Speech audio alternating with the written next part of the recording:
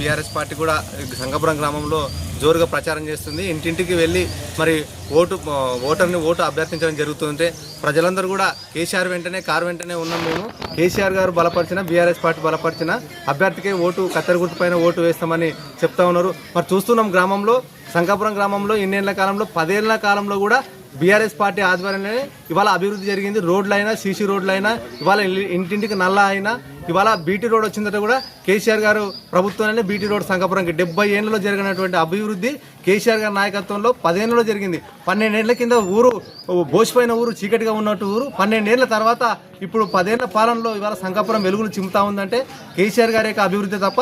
ఈరోజు గ్రామాలలో ఇప్పుడు కాంగ్రెస్ ప్రభుత్వం వచ్చి 2 సంవత్సరాలు అయింది, కానీ ఒక్క అభివృద్ధి కూడా చేయలేదు, నయా పైసా కూడా చేయలేదు, మురికి కాలంలో డ్రైనేజ్ కూడా ఎత్తేయలేదు. కాబట్టి ఇవాళ ఇంటింటికి నల్ల ఇచ్చినాడు, ఇవాళ ప్రకృతి వనాలు కట్టించినాడు, డంపింగ్ యార్డులు ఇచ్చినాడు, శ్మశాన వాటికలు ఇచ్చినాడు.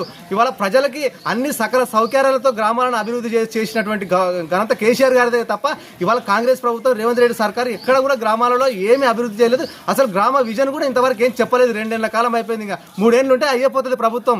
కాబట్టి ఇవాళ గ్రామాలు అభివృద్ధి చెందాలంటే మళ్ళీ బీఆర్ఎస్ పార్టీ ఉండాలి, మళ్ళీ బీఆర్ఎస్ పార్టీ అభ్యర్థులకు గెలవాలి అనేది ఇవాళ ప్రజలందరూ కూడా మొత్తుకుంటున్నారు. సంగపురం గ్రామం కూడా ప్రతి ఒక్క ఓటర్ కూడా ఇవాళ బీఆర్ఎస్ పార్టీ అంటేనే కేసీఆర్ గారి నాయకత్వాన్ని బలపరుస్తున్నారు. కాబట్టి మా అభ్యర్థి కూడా కత్తెర గుర్తు పైన భారీ మెజార్టీతో గెలవబోతున్నాడు. ఇక్కడ గెలిచేది కత్తెర గుర్తే ఇవాళ బీఆర్ఎస్ పార్టీ అని తెలియజేస్తున్నాం.